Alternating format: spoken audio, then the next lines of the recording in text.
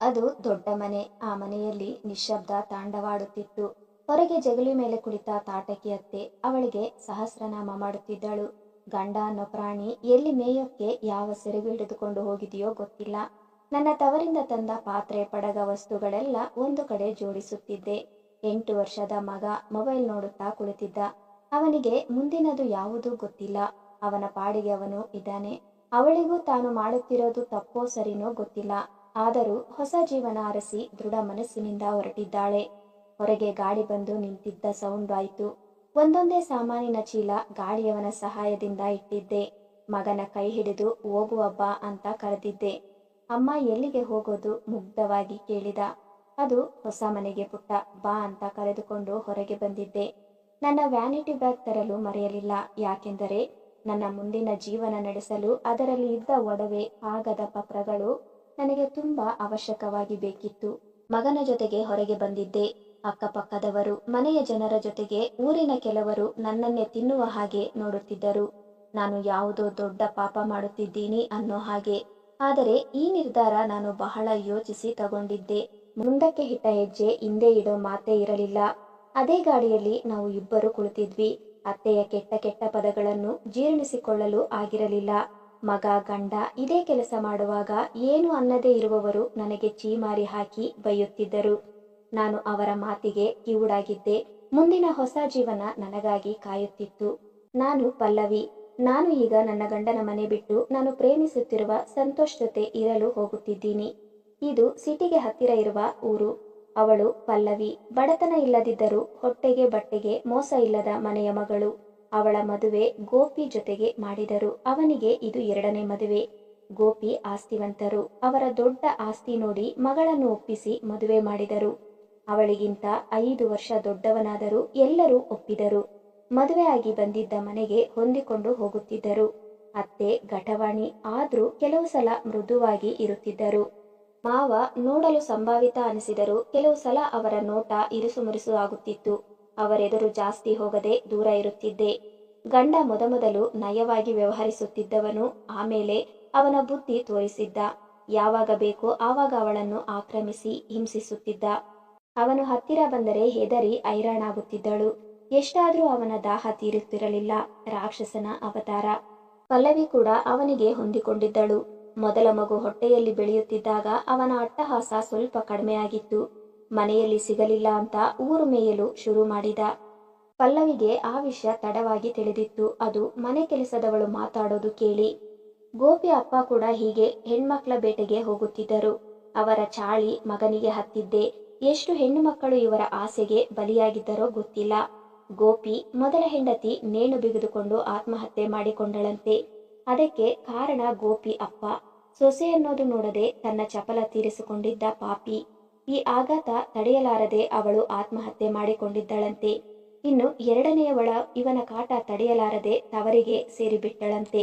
ಅಂದು ತಾನು 2ನೇ ಹೆಂಡತಿ ಅಲ್ಲ 3ನೇ ಹೆಂಡತಿ ಅನ್ನೋ ಸತ್ಯ ಕೂಡ ತಿಳಿಯಿತು. ಈಗ ನನ್ನ ಸರದಿ.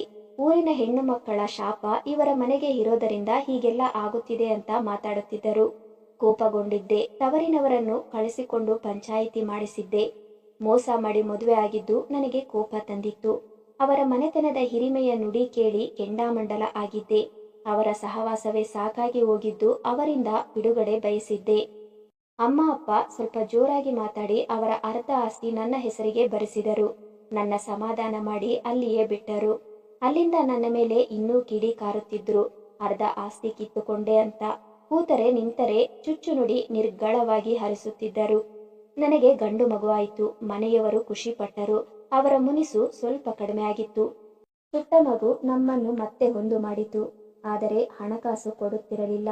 ಏನಾದ್ರೂ ತರಲು ಹೇಳಿದರೆ ಲೋ ಕ್ವಾಲಿಟಿ ತಂದು ಕೊಡೋದು, ಇಲ್ಲ ತರದೆ ಹಾಗೆ ಇರೋದು. ನನ್ನ ಕೈಗೂ ದುಡ್ಡು ಕೊಡುತ್ತಿರಲಿಲ್ಲ. ಸಣ್ಣ ಪುಟ್ಟ ವಸ್ತುಗಳಿಗೂ ಕೈ ಚಾಚಿ ಗೋಗರಿಬೇಕಿತ್ತು. ಮಗುವಿಗೆ ಹುಷಾರು ಇಲ್ಲದಿದ್ದರೂ ತಿರುಗಿ ನೋಡುತ್ತಿರಲಿಲ್ಲ. ಎಲ್ಲ ಹಣ ತಗೊಂಡು ಯಾವಳೋ ಬಾಯಿಗೆ ಹಾಕುತ್ತಿದ್ದ. ಬೇಕಾದಷ್ಟು ಆಸ್ತಿ ಪಾಸ್ತಿ ನನ್ನ ಹೆಸರಲ್ಲಿದ್ರೂ ಹಣಕಾಸು ಕೊಡುತ್ತಿರಲಿಲ್ಲ. ಬಿಡಿಗಾಸು ಇಲ್ಲದೆ ಬಿಕಾರಿಯಾಗಿದ್ದೆ. ಮತ್ತೆ ಗಲಾಟೆ ಮಾಡಿ ತಿಂಗಳಿಗೆ ಸ್ವಲ್ಪ ಹಣ ಕೊಡುವಂತೆ ಮಾಡಿಕೊಂಡೆ. ಅವನ ಪ್ರೀತಿ ನನಗೆ ಸಿಗುತ್ತಿರಲಿಲ್ಲ. ತಿರಸ್ಕಾರದಿಂದ ನೋಡುತ್ತಿದ್ದ. ನನ್ನ ಮೈ ಬೇಕಾದಾಗ ಬಲವಂತದಿಂದ ನನ್ನ ಹತ್ತಿರ ಬರುತ್ತಿದ್ದ. ಅವನ ಬಯಕೆಗಳನ್ನು ತೀರಿಸೋ ಹೆಣ್ಣು ಆಗಿದ್ದೆ. ಅವನ ಬದಲಾಯಿಸಲು ನನ್ನ ಕೈಯಲ್ಲಿ ಸಾಧ್ಯ ಆಗಲಿಲ್ಲ. ಹೆಣ್ಣುಬಾಕ ಆಗಿದ್ದ. ಅವತ್ತೇ ನಿರ್ಧರಿಸಿದ್ದೆ, ನನ್ನ ಮಗನನ್ನು ನಾನು ಹೆಣ್ಣಿಗೆ ಗೌರವ ಕೊಡುವ ವ್ಯಕ್ತಿ ಮಾಡಬೇಕು ಎಂದು. ಮಾವನಿಗೆ ಯಾರ ಶಾಪ ತಟ್ಟಿತ್ತೋ ಮಂಕಾಗಿ ಹೋದರು. ಮಾನಸಿಕ ಸೀಮಿತ ಕಳೆದುಕೊಂಡರು. ಯಾವ ಹಾಸ್ಪಿಟಲಲ್ಲಿ ತೋರಿಸಿದರೂ ಪ್ರಯೋಜನ ಆಗಲಿಲ್ಲ. ಒಂದು ದಿನ ತೋಟದಲ್ಲಿ ಕೀಟನಾಶಕ ಕುಡಿದು ತಮ್ಮ ಯಾತ್ರೆ ಮುಗಿಸಿಕೊಂಡು ಹೋದರು. ಅವರು ಮಾಡಿದ ಪಾಪ ಅವರನ್ನು ಎಳೆದು ಹೋಯಿತು. ನನಗೂ ಸಾಕಾಗಿ ಹೋಗಿತ್ತು. ಅವನಿಂದ ಬಿಡುಗಡೆ ಬಯಸಿದ್ದೆ. ನಿಜವಾದ ಪ್ರೀತಿ ನನ್ನ ಹಣೆಯಲ್ಲಿ ಬರದಿಲ್ಲ ಎಂದುಕೊಂಡು ಮಗನ ಮುಖ ನೋಡುತ್ತಾ ಕಾಲ ಕಳೆಯುತ್ತಿದ್ದೆ. ಆಗ ನನ್ನ ಜೀವನಕ್ಕೆ ಬಂದವರೇ ಸಂತೋಷ್. ಅವರ ಹೆಸರು ಮಾತ್ರ ಸಂತೋಷ್ ಅಲ್ಲ, ನನ್ನ ಜೀವನಕ್ಕೂ ಸಂತೋಷ ತಂದುಕೊಟ್ಟರು.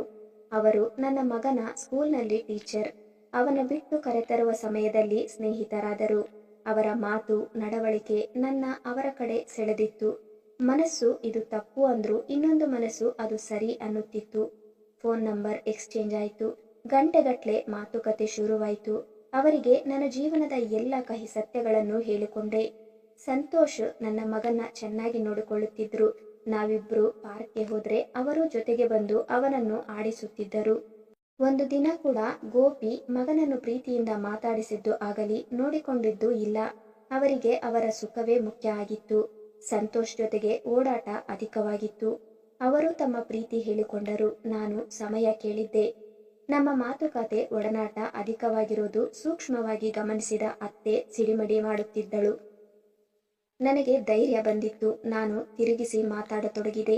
ಅತ್ತೆ ಗಂಡನ ಕಿವಿ ಚುಚ್ಚಿದಳು. ಗೋಪಿ ಆ ದಿನವೇ ನನಗೆ ಚೆನ್ನಾಗಿ ಹೊಡೆದು ಬಡೆದು ನೀತಿಗೆಟ್ಟವಳ ಪಟ್ಟ ಕೊಟ್ಟರು. ರೂಮಲ್ಲಿ ಕೂಡಿ ಹಾಕಿದರು. 3 ದಿನ ಆದರೂ ಹೊಟ್ಟೆಗೆ ಒಂದು ತುತ್ತು ಕೊಟ್ಟಿರಲಿಲ್ಲ. 4ನೇ ದಿನ ಸೋತು ಜ್ಞಾನ ತಪ್ಪಿದವಳನ್ನು ಹೊರಗೆ ಕರೆತಂದು ನೀರು ಕುಡಿಸಿ ಊಟ ಕೊಟ್ಟಿದರು. ಸುಧಾರಿಸಿಕೊಂಡವಳಿಗೆ ಮತ್ತೆ ಅದೇ ಮಾತುಗಳು ಕೇಳುತ್ತಿತ್ತು. ನನಗೂ ಸಾಕಾಗಿ ಹೋಗಿತ್ತು. ತಿರುಗಿ ಬಿದ್ದಿದ್ದೆ. ನೀನು ಕಂಡವರ ಹೆಂಡತಿ ಜೊತೆಗೆ ಮಂಚ ಏರುತ್ತೀಯಲ್ಲ, ಅದು ಅನೈತಿಕ ಸಂಬಂಧ. ನಾನು ನಿನ್ನ ಹಾಗೆ ಮಾಡಲಿಲ್ಲ. ನಮ್ಮದು ಶುದ್ಧ ಗೆಳೆತನ. ನಾನು ನಿನ್ನ ಹಾಗೆ ಮಾಡಿದರೆ ಅದರಲ್ಲಿ ತಪ್ಪು ಏನಿದೆ? ಗಂಡು ಮಾಡಿದರೆ ಅದು ಅವನ ಪುರುಷತ್ವದ ಪೌರುಷ. ಅದೇ ಹೆಣ್ಣು ಮಾಡಿದರೆ ಅದು ವ್ಯಭಿಚಾರ. ಹಾಗಾದ್ರೆ ನೀನು ಅರಸಿ ಹೋಗುವ ಹೆಣ್ಣುಗಳು ವ್ಯಭಿಚಾರಿಗಳ? ನೀನು ಅವರ ಸಂಘ ಮಾಡುವವನು, ನೀನು ವ್ಯಭಿಚಾರಿಯೇ ಆಗುತ್ತೀಯಾ? ನಿನಗೆ ಒಂದು ರೂಲ್ಸ್, ನನಗೆ ಒಂದು ರೂಲ್ಸ್ ಅಲ್ವಾ?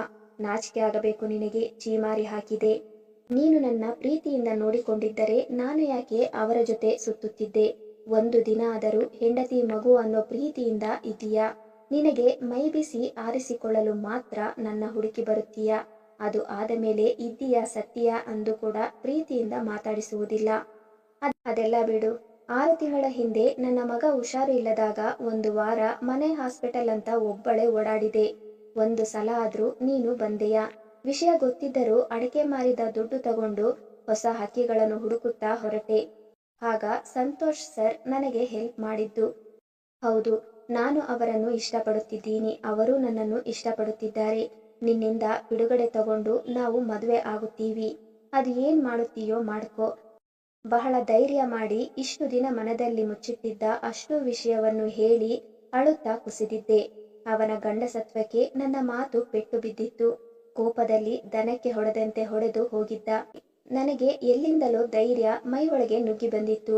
ಸೀದಾ ಪೊಲೀಸ್ ಸ್ಟೇಷನ್ಗೆ ಹೋಗಿ ಕಂಪ್ಲೇಂಟ್ ಕೊಟ್ಟು ಅವನ ಒಳಗೆ ಹಾಕಿಸಿದೆ. ಅದೇ ವೇಷದಲ್ಲಿ ಲಾಯರ್ ಹತ್ರ ಹೋಗಿ ನೋಟಿಸ್ ಕೊಡಲು ಎಲ್ಲ ಹೇಳಿ ಬಂದೆ. ನಮ್ಮ ಡೈವರ್ಸ್ ಕೇಸ್ ನಡೀತಿದೆ. ಇನ್ನು ಕೆಲವು ದಿನದಲ್ಲಿ ಅವನಿಂದ ಬಿಡುಗಡೆ ಸಿಗುತ್ತೆ. ಅವನಿಂದ ನಾನು ಯಾವುದೇ ದುಡ್ಡು ಕಾಸು ಕೇಳಲಿಲ್ಲ. ನನ್ನ ಪಾಲಿಗೆ ಇರೋ ಆಸ್ತಿ ಮಾತ್ರ ನಾನು ತಗೊಂಡು ಹೋಗುತ್ತಿದ್ದೀನಿ. ಅದು ನನ್ನ ಮಗನ ಭವಿಷ್ಯಕ್ಕೆ ಮಾತ್ರ. ನನಗೆ ಬೆನ್ನೆಲುಬಾಗಿ ಸಂತೋಷ್ ಜೊತೆಗೆ ಇದ್ದಾರೆ. ಈ ಆಸ್ತಿ ಪಾಸ್ತಿ ಏನು ಬೇಡ, ನೀನು ಮತ್ತೆ ನಿನ್ನ ಮಗ ಇಬ್ಬರು ಬನ್ನಿ ಎಂದು ಸಂತೋಷ್ 100 ಸಲ ಹೇಳಿದರು. ಸಂತೋಷ್ ಅನಾಥರಾದ ಅವರಿಗೆ ನಾವಿಬ್ಬರೇ ಬೇಕಾದದ್ದು. ಸಂತೋಷ್ ಮನೆ ಬಾಗಿಲಲ್ಲಿ ಗಾಡಿ ನಿಂತಿತ್ತು. ಸಂತೋಷ್ ನಮ್ಮನ್ನ ನೋಡಿ ಖುಷಿಯಲ್ಲಿ ನಕ್ಕಿದರು. ನಮ್ಮ ಹತ್ತಿರ ಬಂದು ಮಗನ ಎತ್ತುಕೊಂಡು ನನ್ನ ಭುಜದ ಸುತ್ತ ಕೈ ಹಾಕಿ ಭರವಸೆ ನೀಡಿದರು. ಈಗ ನಾನು ಮಾಡಿದ್ದು ತಪ್ಪಲ್ಲ ಅನ್ಸಿತ್ತು. ಈಗಾದ್ರೂ ನನಗೆ ನಿಜವಾದ ಪ್ರೀತಿ ಸಿಕ್ಕಿತಲ್ಲ ಅನ್ನೋ ನೆಮ್ಮದಿ ದೊರೆಯಿತು. ಆದರೂ ಮನಸ್ಸಿನ ಮೂಲೆಯಲ್ಲಿ ಕೊರೆಯುತ್ತಿದೆ, ನಾ ಮಾಡಿದ್ದು ತಪ್ಪಾ ಎಂದು. ಈ ವಿಡಿಯೋ ಇಷ್ಟವಾದಲ್ಲಿ ದಯವಿಟ್ಟು ಒಂದು ಲೈಕ್ ಕೊಟ್ಟು ಹಾಗೆ ಸಬ್ಸ್ಕ್ರೈಬ್ ಮಾಡಿಕೊಳ್ಳಿ. ಧನ್ಯವಾದಗಳು.